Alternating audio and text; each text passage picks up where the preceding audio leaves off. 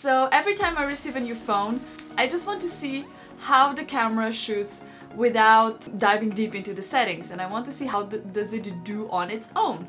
And the first thing I really liked about the Samsung S8 camera was that it gave me a tiny little tutorial on how to use all the different aspects of the camera. For example, you swipe up or down if you want to change the rear or the front camera, something that you wouldn't figure out later on your own.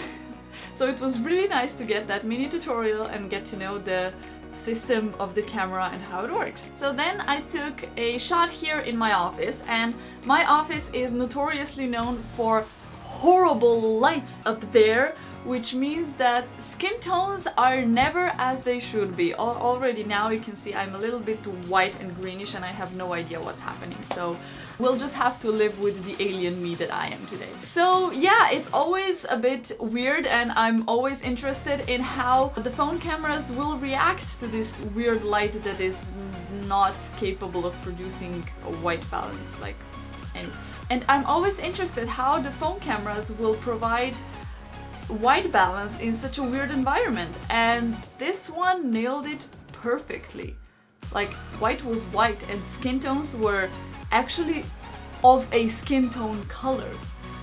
So I was immediately impressed, and I said, let's do some more tests and let's see how this camera really plays out. Samsung devices are known to have super saturated colors and really strong contrasts, and that was always a bit of a downside for me, and that's why I didn't really go for the Samsung phones. So this was the first thing that I really wanted to test out. So this was the main goal: are the colors super saturated and are the contrast too contrasty to be able to do any further editing with an app or something. So I did a couple of shots, and if you look at the really colorful parts, the greens, the reds, the oranges, they are a little bit more saturated compared to the iPhone 7 shots.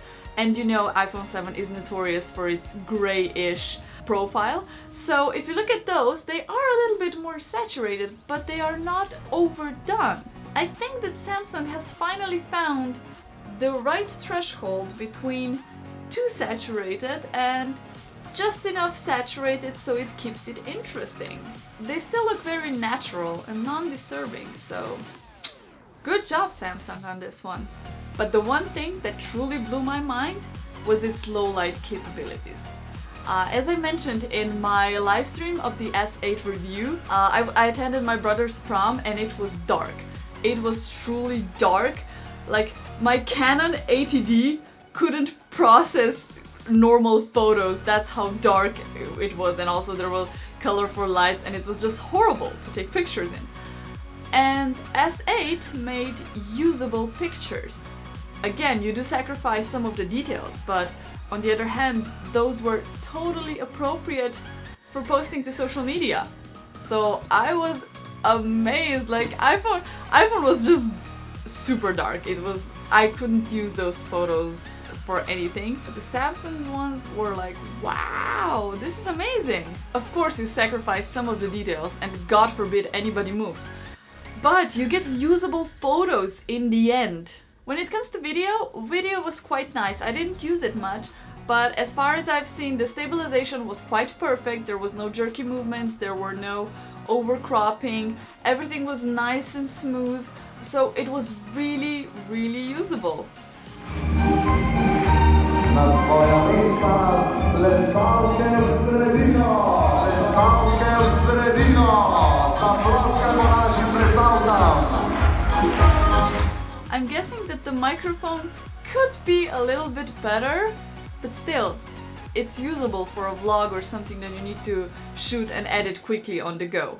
So even though Samsung's photos are a bit more saturated and contrasty, they still capture a lot of information. So you can, if you want to edit them afterwards, you have a lot of information to work with. But the most important thing, they look really good as is, right from the camera, if you want to immediately publish them. So, have you had a chance to take a look at Samsung S8 and what is your opinion about it? I'll be in the comments down below, so let me know. There's another video you can watch, or you can just take a look at the live review I did of Samsung S8. I know it was technically horrible.